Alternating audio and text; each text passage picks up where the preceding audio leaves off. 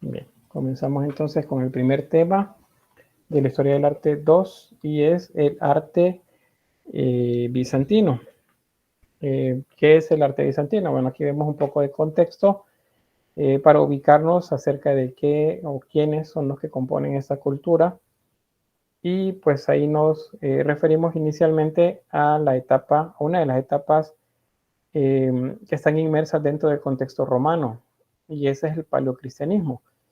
Este tipo de arte se desarrolló como tema en la historia del arte 1, y pues ahí se ve así como a detalle el origen, la etimología, que es lo que vemos acá, es la antigua doctrina de Cristo, sería el término con el que se designa paleocristianismo. Y esta orientación religiosa, esta que nace como una secta dentro del judaísmo, va a tener bastante éxito en las capas inferiores de la sociedad, o más bien las capas bajas de la sociedad romana. Es la gente que necesita pues que le digan que las cosas van a estar bien, porque sufrían mucho por el peso pues de la invasión romana en sus territorios. Entonces, a ellos llega primero el mensaje y a ellos les lleva pues un mensaje de esperanza y de fe. Esto comienza en el siglo I de nuestra era. Para la época no se tenía ese conteo en tiempo, el calendario se establece posteriormente a esta época, pero nosotros entendemos que en esa construcción que se hizo de los calendarios, se establece un día, un año, bueno, un día, el 1 de enero, y el año 1 como el inicio de una era. Esa era es la era cristiana en el mundo occidental, o sea, Europa y América, que se agrega posteriormente. Entonces, vamos a referirnos a ese punto de referencia, al año 1, como antes de Cristo o después de Cristo. También recuérdense que no existe el año 0.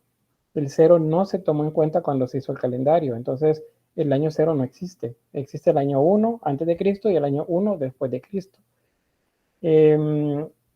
Vamos a tomar los años antes de Cristo contados siempre al revés. Es decir, vamos a tener, por ejemplo, la vida de un filósofo, por ejemplo, nació en el año 150 y murió en el año 90. Es decir, vivió 60 años. Pero, como dice, bueno, nació en el 150 y murió en el 90. En el conteo normal de números naturales diríamos, bueno, como que murió antes de haber nacido. Pero no, lo que sucede es que estamos contando al revés, porque venimos desde la edad antigua hacia ese punto de referencia que es el año 1. A partir de ahí contamos de nuevo 1, 2, 3, hasta llegar al 2023, que es el año en el que estamos actualmente, que decimos que es el año 2023 de la era cristiana. Pero cuando decimos de la era cristiana nos estamos refiriendo al mundo occidental, o sea, Europa, parte de África, parte, bueno, y América. América sí es completa. Y otras áreas también del mundo, ¿verdad? Que llevan el mismo calendario, pero pues hay otras que no. El mundo musulmán lleva un calendario diferente al nuestro. El mundo judío lleva un calendario distinto al nuestro. El chino igual. Es decir, pues cada cultura tiene un conteo diferente. Vamos a ver la influencia de ellos de esa cultura en Roma, cómo va permeando en Roma, cómo permeó en Roma en esos primeros siglos. Si alguien me recuerda cuántos fueron estos siglos que duró el paleocristianismo antes de convertirse en una religión ya más fuerte y reconocida por Roma, ¿cuántos siglos pasaron desde ese año 1?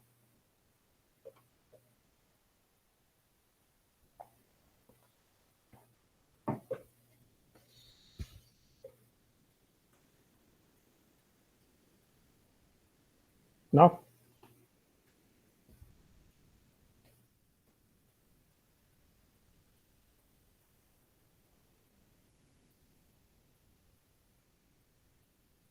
Bueno, pues son 300 años, es decir, 3 siglos, los que pasan desde el nacimiento de Cristo hasta que Roma reconoce el cristianismo pues como una religión. Inicialmente le dan culto libre y pues un par de años después se ven en la obligación, dado que los cristianos ya no se esconden y que hay cristianos en todas las esferas del mundo romano, pues ya no hay manera de contener esta nueva ideología, esta nueva religión, y entonces Roma se adhiere al cristianismo convirtiendo el cristianismo en católico. Católico significa, ¿alguien que me recuerde? ¿Qué significa católico?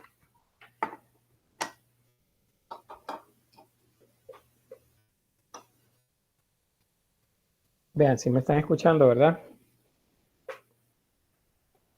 Sí se la escucha, le respondería, pero no me acuerdo. Bueno, pero gracias, Briseida. ¿Alguien más? Yo sé que ahí están, me está reportando aquí 22 personas.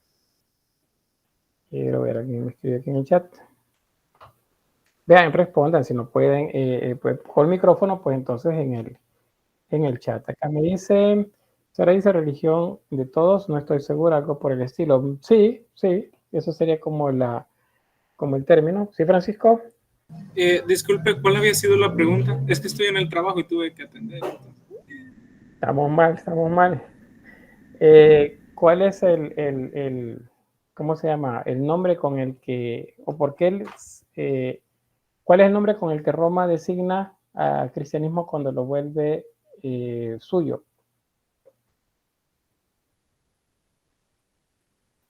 Jocelyn dice profeta de religión, creyente. No, sin googlear, porque me parece que cuando están en silencio es porque están buscando información. Universal. Muy bien, Nubia, ese es el término. Católico significa universal.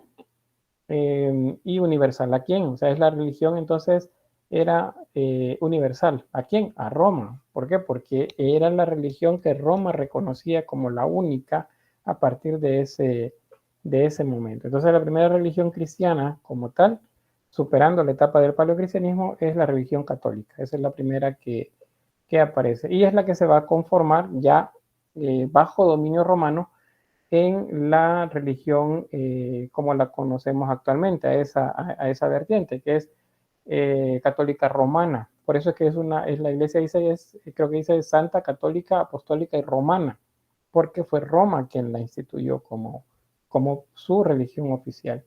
Entonces, esa religión produjo, bueno, previo al catolicismo, la religión comenzó a utilizar muchas imágenes de la vida cotidiana, imágenes sencillas, algunas cargadas de mucho simbolismo, como por ejemplo la paloma y la rama de olivo, que hace referencia a la historia de Noé, pero que en este contexto cristiano se refiere a la salvación de las almas. Los pescadores, las anclas, los peces, en el caso del pez es un símbolo de Cristo, porque pues la primera letra de una frase que nos dice que Jesucristo es Hijo de Dios Salvador, en griego, la primera letra de cada palabra forma una palabra nueva que es ixus, que significa pez.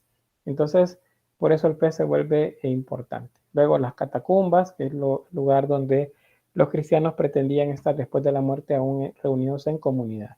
Y las tumbas, que siempre se identificaban con elementos cristianos. ¿Alguien que me diga cómo se llama este símbolo?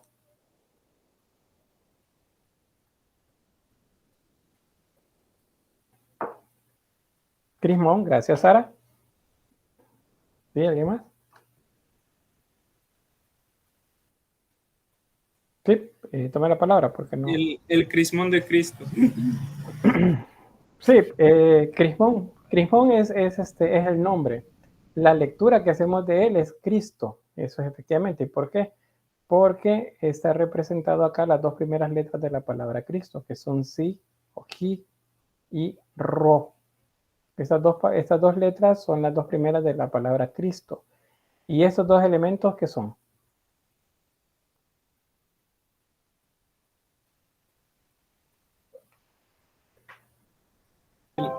El alfa y la omega. Muy bien. ¿Qué significaría entonces? ¿Cuál sería la lectura? También Sara Eh, dice, afirma. que Cristo es eterno, básicamente. Sí, pero se leería Cristo, principio y fin, porque es el término con el que se refieren a él en algunos de los pasajes bíblicos. Bueno, así otros ejemplos, los panes y los peces, esa representación que es la de un joven pastor, como los moscóforos griegos, pues acá se denomina el buen pastor, y es una pintura pues que nos habla acerca de Cristo en su versión como pastor, y es joven, no tiene ni barba ni bigote, porque es una representación solar. La idea es que represente a Apolo. Acuérdense que se está pasando, está más bien comenzando la religión cristiana dentro del contexto romano. Entonces, esos cambios, para que sean digeridos por la población más rápidamente, deben tener muchos de los símbolos que ya utilizaban. Entonces sustituyen en la misma imagen del dios Apolo, sustituyen ese concepto de Apolo por el de Jesús. Entonces aquí no vemos a Apolo, sino que vemos a Jesús como pastor. Esa es una representación. Y luego, eventualmente, según vayan pasando los siglos, van a ir apareciendo otras representaciones en los que ya tiene barba y bigote, como un nazareo, que es un término que, bueno, al menos el ciclo pasado sí recuerdo que lo vimos, pero lo vamos a explicar de nuevo un tema más adelante, cuando ya aparezcan los nazarenos en la historia del arte. Bien, ¿alguna pregunta o algo referido a esto?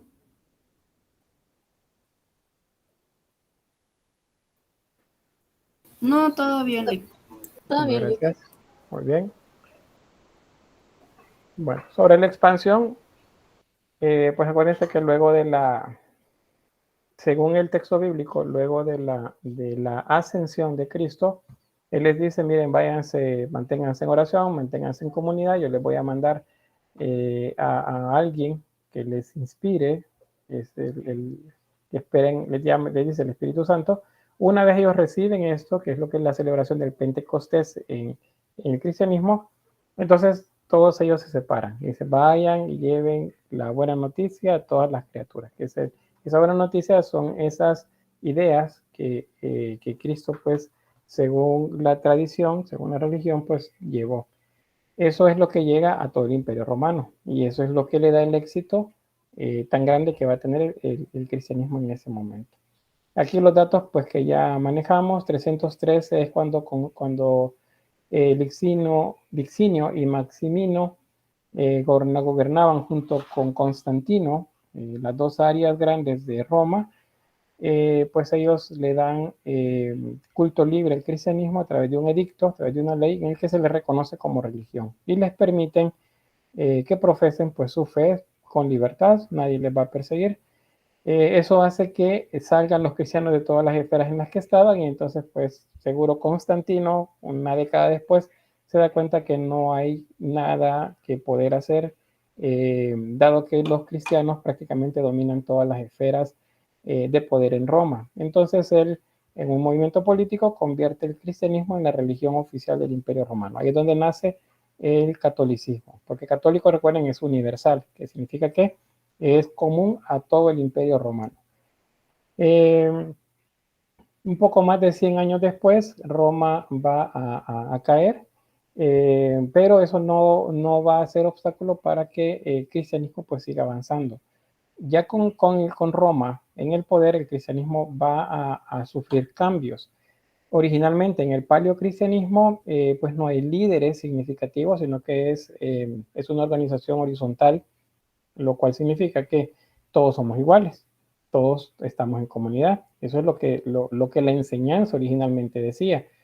Pero los romanos tienen una estructura social diferente y una estructura política diferente. Entonces para ellos la igualdad no funciona así. Entonces se sigue hablando de igualdad, pero se establece una jerarquía.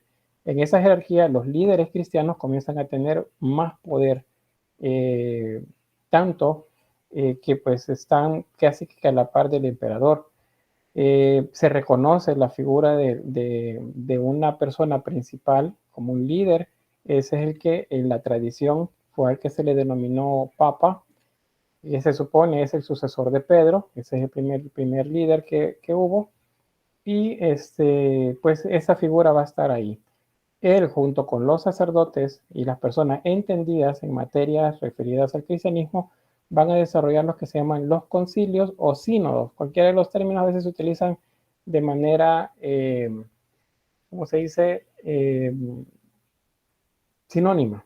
Pero concilio es mucho más grande. Los sínodos a veces son como más, a veces son determinados por regiones geográficas, pero los concilios son mucho más grandes. El último concilio, por ejemplo, que se dio fue en la década de los 60 del siglo pasado, o sea, en la década de 1960, creo que 64, 68, por ahí, fue el último concilio y que duran años, es lo que tardan en ponerse de acuerdo sobre determinados temas. Es el llamado Concilio Vaticano II y el Papa era Juan XXIII en ese momento.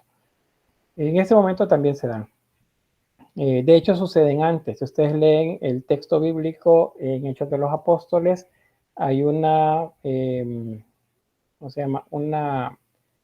Un pasaje, unos versículos por ahí que se refieren acerca que mandan a llamar, creo que Pedro, y no recuerdo cuál es el nombre del otro apóstol, lo mandan a llamar a Jerusalén o a otra de las ciudades importantes en Grecia, y le dicen que tienen una duda y que necesitan que les aclaren acerca de algo que está sucediendo, que si todos los judíos son circuncidados y los judíos ahora son cristianos y Cristo fue circuncidado, entonces todos los cristianos deberían ser circuncidados. Pero ¿qué pasa? Que hay mucha gente que no era judía y se está adhiriendo al cristianismo. Entonces la pregunta es, ¿qué hacemos con eso? ¿Los circuncidamos también o qué pasa? Y la respuesta de lo que se ponen de acuerdo es no vamos a circuncidar a nadie. Eso lo hacían los judíos y nosotros no lo vamos a hacer. Entonces ahí se pusieron de acuerdo en algo. Ese se considera el primer concilio, el concilio primero de Jerusalén. Eso está en el texto bíblico, en Hechos de los Apóstoles. Y así pues van otros más. De los que se hacen ya en periodo romano, uno de los más importantes es el llamado concilio de Nicea. En ese concilio de Nicea se establecen como los pilares del cristianismo, algunas verdades que se consideran como importantes y que no deben de dejarse fuera. ¿Y por qué lo hacen? Porque resulta que en 300 años, casi 400 años de historia de crecimiento del cristianismo, hay muchas versiones. Voy a volver al mapa, por ejemplo, acá. El cristianismo comenzó acá, en esta región. Los libros de los Hechos de los Apóstoles, las epístolas, es decir, las cartas a los Efesios, a los Corintios, a los Gálatas, a los Romanos, todo eso nos habla de ciudades que están en esta región. Acá. Corintio, por ejemplo, está por acá. Déjenme ver, voy a sacar el mapa. Está Corinto, Efeso, por acá, Antioquía, Damasco, Jerusalén por acá, Roma, en esta región. Entonces, los primeros que están en esta región tienen como una idea general, digamos, del cristianismo, pero en la medida que se van alejando de ese centro, cada quien va teniendo una versión diferente del cristianismo. Y entonces la solución es que a través de los concilios todos tengan una misma fe. Si les pongo de ejemplo como actualmente, imagínense que sentáramos en el mismo lugar durante los años que dure a líderes de los mormones, de los testigos de Jehová, de los adventistas, de los católicos, ¿de qué otras versiones? Déjenme ver. Solo mencionando las versiones grandes, o sea, los grupos grandes de cristianos. Bueno, los ortodoxos, ahí les mencioné ya 5. Bueno, la anglicana, vamos a agregar 6. Pongámonos de acuerdo en una sola versión. Solamente una sola versión. Porque cada quien tiene su versión de Cristo. No, una sola. ¿Cuál es? Entonces se van a poner a discutir cuál es. Aquella versión más fuerte es la que va a tener más importancia y es la que va a comenzar a dominar a las demás. Pero esas otras versiones lo que van a hacer es eliminarlas. Y para eliminar esas ideas hay que eliminar a los que llevan esas ideas. Entonces, a la manera romana, comienza a ejecutarse a aquellas personas que son contrarias a la idea principal del cristianismo que se tiene. Es decir, los eliminan, básicamente, los quitan del camino para que solo sea una versión la que predomine. Y de esa manera, pues, controlar mejor esa nueva religión que se está formando. Así es como se van a eliminar muchas religiones y se va a mantener una sola versión durante varios siglos. Esa versión luego se va a separar en el, ¿cómo se llama? En el cisma del siglo XI, en el que el cristianismo se va a separar en católico y ortodoxo. Es la primera separación que tiene. Luego, en el siglo XV, o sea, 4 siglos después, habrá otro cisma grande y aquí aparecen las reformas protestantes. Entonces aparecen todas las versiones. Bueno, inicialmente son pocas, solamente es la luterana, por ejemplo, la calvinista, es la que luego va a convertirse en anglicana, y otros más. Juan Knox también creo que tiene una de las versiones de estas reformistas, y luego esas se van a convertir en otras versiones más pequeñas de sí mismas, y otras y otras y otras más, y así es como ahora pues encontramos cientos, si no es que miles de versiones del cristianismo, tanto dentro del catolicismo es menos, pero sí hay líneas dentro de ella que son como, no recuerdo el nombre que les dan, pero tienen como su propia versión. Dentro de esa versión grande tienen también su línea ideológica, esa es la palabra. Dentro de las no católicas hay miles de versiones que se formaron. La ortodoxa tiene varias también, varias versiones, desde la etíope, la griega, la rusa y otras muchas más. Entonces eso es lo que sucede. De las más importantes en estos primeros siglos que van a eliminarse son, por ejemplo, la nestoriana, que esta dice que Jesús tiene dos dimensiones, o sea, dos personas en una misma. Una es divina y la otra es humana, pero que ambas están unidas en Cristo, en la figura de Cristo, pero que Jesús es tanto hombre como es Dios. Y él, en una tercera versión, que sería Cristo, ahí es donde esas dos conviven. Pues dicen, no son dos personas separadas, las dos cosas están en la misma persona. Eso dice la versión principal. Y entonces, ¿qué sucede? En el concilio de Éfeso, en el año 431, o sea, siglo V, se van a acusar de heréticas las afirmaciones que dicen que son dos personas y no una, y entonces los persiguen hasta terminar con esa línea. Luego vienen los monofisitas. Estos dicen que solamente hay una persona en Jesús, y esa naturaleza es divina. La humana dicen que no. Él solamente es un ser divino, no tiene una naturaleza humana. Pero ¿cómo dicen? Si Jesús es hijo de una mujer, aunque esta mujer se determine que es de determinadas características que también que pasan por la divinidad, es una persona, es un ser humano. No puede ser que no sea humano si fue un hombre. Entonces dice también, esta se considera herética en el Concilio de Calcedonia, en el 451, y también se persiguen a todos los que son monofisitas. Esta otra, que fue promovida por Arrio, un sacerdote, esta decía que Jesús, Jesús de Nazaret no era Dios, o que no compartía la naturaleza de Dios, sino que era una criatura de Dios nada más. Y hacían pues todo su despliegue filosófico sobre esto. Y entonces también a esta, en el Concilio de Nicea, en el año 325, esta es mucho más antigua, también la van a suspender, la van a determinar como una herejía y van a perseguir a todos los que creen eso, que él no es Dios. El Concilio de Nicea, les decía, es como bien importante porque aquí se establecen las bases, 12 principios básicos del cristianismo. Para quienes son católicos, hay una oración que se llama el credo, es el credo niceno. El credo está compuesto por 12 artículos y son los que se recitan cuando la oración se usa en las misas. Dice, creo en Dios Padre Todopoderoso, creador del cielo y de la tierra. Ahí tienen una premisa. Eso es algo que se estableció en ese concilio. Y así las demás. todas las que le siguen. Por eso se le dice credo niceno, porque esas son las primeras bases que se sentaron del cristianismo. Cualquier cosa apartada de esa oración, de lo que se recita ahí, esos 12 principios, fue perseguida hasta eliminarla, de manera de tener una sola versión del cristianismo.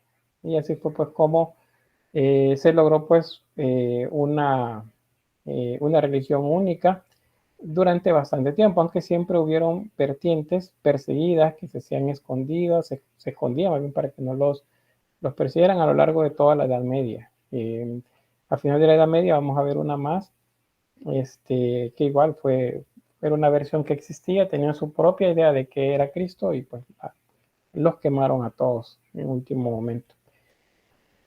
Bien, ¿se entiende? ¿Estamos bien hasta ahí? Sí, se entiende. Sí, Bien, gracias. Luego, ¿qué pasa? Ya a nivel de Roma, mientras toda esta parte religiosa se va construyendo, pues el imperio se divide definitivamente en el 395 y menos de 100 años después va a caer bajo el dominio de los pueblos bárbaros. O sea, Roma entra en un periodo de decadencia.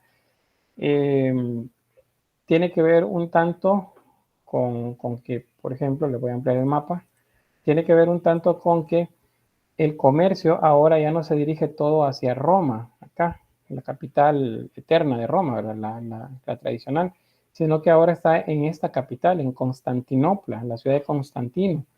Aquí se vuelve como un embudo que retiene bastante del recurso que antes se iba para esta zona del imperio. Eso coincide con diversas campañas de invasiones de pueblos venidos de las regiones de Germania y del norte, básicamente de Europa. Y estos van a empujar las fronteras y a entrar a llevar a crisis pues al imperio. Por eso es que luego pues el cristianismo mezclado con la presión de los pueblos bárbaros, con la mala distribución de los recursos económicos, todo eso pues va a llevar a que Roma termine. Y pues eso va a llevar la realidad de Europa a dos versiones, siempre enmarcadas dentro de la Edad Media.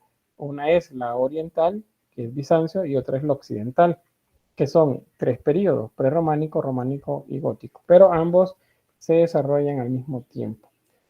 Y entonces llegamos a este punto, que es donde establecemos el inicio y el fin de la Edad Media. Está cuando inicia la Edad Media, cuando Roma cae y ya pues deja de ser la capital del imperio. Ahora esa capital, la única que va a reconocer es Bizancio o Constantinopla. Luego, cuando termina la Edad Media Europea, con la caída de Bizancio en el año 453, esto coincide con, este año es la invención de la imprenta por Gutenberg. Por eso eso es importante también, porque el conocimiento comienza a compartirse de manera diferente. Antes los libros eran manuscritos. O sea, si yo quería una versión de un libro de la Biblia, por ejemplo, pues alguien lo tenía que escribir. Eso se llamaban escribas. Son la mayoría de ellos monjes que se dedicaban a copiar. También eran denominados copistas por el oficio que hacían de copiar textos. Pero ahora con la imprenta, pues es más fácil. Ya no depende de los años que tarde o de los meses que tarde una persona en hacerlo, sino que ahora una máquina lo hace más rápidamente. Entonces los libros se producen más rápido y eso hace que el conocimiento aumente. En este momento, luego de esto vienen otro cisma en la Iglesia Católica, y es cuando los protestantes pues se separan y ellos utilizan estas Biblias que se están haciendo, utilizan la imprenta también para que se impriman Biblias y de esa manera llevar el conocimiento hacia las personas, porque antes de eso solamente las Biblias las tenían las personas que podían, que tenían recursos y podían leer. Ahora, ¿cuál es el problema acá? Eso lo vamos a ver luego cuando estemos en el periodo barroco, que no todas las personas pueden leer, hay que enseñarles a leer antes. Y ahí es donde tomó ventaja el catolicismo, porque es más fácil enseñarle a alguien con imágenes que con libros. Y entonces las iglesias se llenan de muchas imágenes y es a través de esas imágenes que les llevan, les enseñan los textos bíblicos, ya sean pinturas, esculturas, relieves, y eso pues hace que, aunque sí tiene éxito la reforma y logran gobernar en diversas regiones en el norte de Europa, siempre la mayor parte de Europa va a seguir bajo dominio del catolicismo, al menos durante un par de siglos más. Y ahí es donde comenzamos entonces con el arte bizantino, ya establecido la parte contextual. Entonces, ¿qué es el arte bizantino? Ya vimos ahí cómo fue ese periodo de transición de paleocristiano a Roma. Entonces, ¿quiénes son los bizantinos? Resulta que el término hubiera sido extraño para las personas de esta época, porque ellos no se llamaban de esa manera. Ellos se seguían considerando romanos. De hecho, se le llamaba Basilea Romanium, es el término con el que se nombraba a ese pueblo, o el Imperio Romano también, cualquiera de los dos. Ellos seguían llamándose igual, se consideraban romanos. Pero ahí por el siglo XV, siglo XVI, un historiador pues establece el nombre de bizantino, dado que la capital era una antigua ciudad griega llamada Bizancio, que esa fue la ciudad a la que Constantino le cambió el nombre y la convirtió en su ciudad, en Constantinopla. Entonces, por eso es que se le dio el nombre de bizantino. Y así se conoce a la cultura y al arte que se desarrolla en esta región durante 1000 años.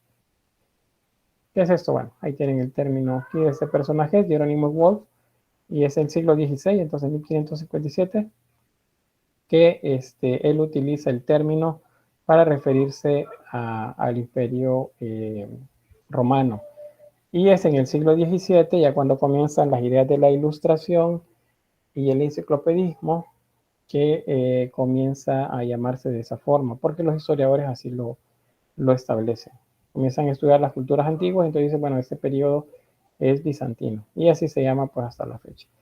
Este territorio romano que había quedado acá, que sería el Imperio Romano de Oriente, básicamente pasa a llamarse bizantino como tal, pero Bizancio tenía bastante influencia en estas regiones. La zona norte de África, acá, y la península itálica, la isla de Sicilia también, todo eso tenían influencia. No dominaban al 100%, pero tenían bastante influencia en esa región, y parte también de España. Era parte de su dominio. Hacia el sur eran los pueblos árabes, pero cuestión de 200 años después de haberse establecido el imperio bizantino, aparece una religión nueva, monoteísta también, que tiene que ver con muchos elementos cristianos, que es el Islam. Y pues ellos comienzan una avanzada en territorio también, comienzan a crecer luego de la muerte de Mahoma y comienzan a conquistar territorios alrededor. Conquistan Egipto y la zona norte de África hasta llegar ¿cómo se llama acá? A España. Y acá pues conquistan la mayor parte del territorio de la actual España y lo convierten en Al-Ándalus, es el término que usan. Entonces Bizancio queda rodeada, digamos, en la zona sur y oriente por el imperio musulmán, o ellos dicen el califato, toda esta región. ¿Y qué es lo que hay en el resto? Bueno, de hecho, aún parte de la cultura que queda bajo dominio musulmán en España, que son los visigodos, estos pasan a llamarse mozárabes.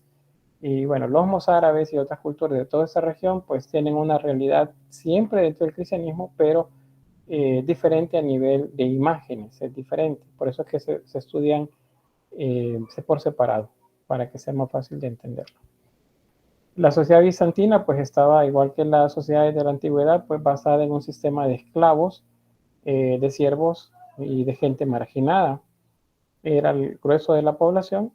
El segundo grupo lo componían el clero, los monjes cuando aparecen ya en la segunda mitad del periodo bizantino, funcionarios con muchos recursos, comerciantes y campesinos libres. Esos son los primeros que aparecen. Luego al final, o más bien sobre ellos, está el alto clero y la aristocracia. O sea, si aquí hay sacerdotes, acá arriba van a haber obispos y el papa también como tal. Sobre todos ellos, el basileus, o sea, el emperador, que el término que se denomina para él es el basileus. ¿Recuerdan que les decía? Bueno, en el paleocristianismo todos somos iguales, ¿verdad? Eso es lo que se decía, todos somos una comunidad y por lo tanto todos somos iguales, aunque se reconocen a los ancianos, a las personas de mayor edad como las que llevan la batuta, todos somos iguales, decían. Pero ya en este contexto de Roma, como la que controla el cristianismo, ya no. Ahora hay una estratificación y hay cristianos en todas estas esferas. Los privilegiados están acá, hasta la parte alta acá. También hay que tomar en cuenta que en el caso del clero, o sea, los sacerdotes, obispos, aún el papa, en esta época todos tienen familia, todos tienen hijos y el título pasa de generación en generación. O sea, un papa pasa a su hijo el título de papa, un sacerdote, pues uno de sus hijos o dos de sus hijos se convierten en sacerdotes también y así van. No existe aquello del celibato, eso no es de esta época. Entonces, estas personas pues son igual, tienen familia y son parte de la sociedad. Luego, como arte bizantino, vamos a entender todo lo que se produce durante esta etapa, en ese contexto que hemos estado viendo, o sea, que tiene que ver con Roma, tiene que ver con el cristianismo y es influenciado por las culturas de los alrededores. Egipto, por ejemplo, Mesopotamia, más hacia el Medio Oriente, Grecia, Roma, todas esas culturas tienen que ver con lo que se va a conformar en este momento. No es una cultura nueva al 100%, sino que es una influencia de muchas culturas, pero que va a determinar un estilo muy, muy propio a nivel de producción artística. Se habla de edades, en el caso de esta etapa, del bizantino, se habla de una primera edad de oro, que esta es la época de Justiniano, es cuando se construyen iglesias de planta centralizada, por ejemplo, a la manera de las rotondas griegas y romanas. También las basílicas romanas, que las basílicas, si recuerdan, son edificios públicos. Podrían haber mercados o espacios de esparcimiento ahí. Estaban en los foros. Uno de los más famosos que todavía están, parte de ellos están en pie, por ejemplo, es ¿cómo se llama este? Es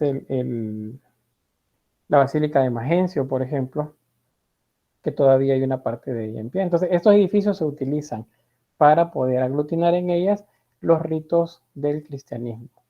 Eso va del siglo VI al siglo VII, y del siglo VIII al siglo IX se habla de una crisis. Esa crisis se le llama iconoclasia o iconoclastia. Y lo que sucede acá es que el arte que se produce en la primera edad va a generar un conflicto con algunas líneas filosóficas dentro del cristianismo que consideran que las imágenes no son permitidas, no deben existir imágenes a las que se les debe de hacer algún tipo de rito, o sea, esas no deben existir, pero hay otra buena parte que dicen que sí, que son necesarias hacerlas. Entonces eso se vuelve una guerra prácticamente.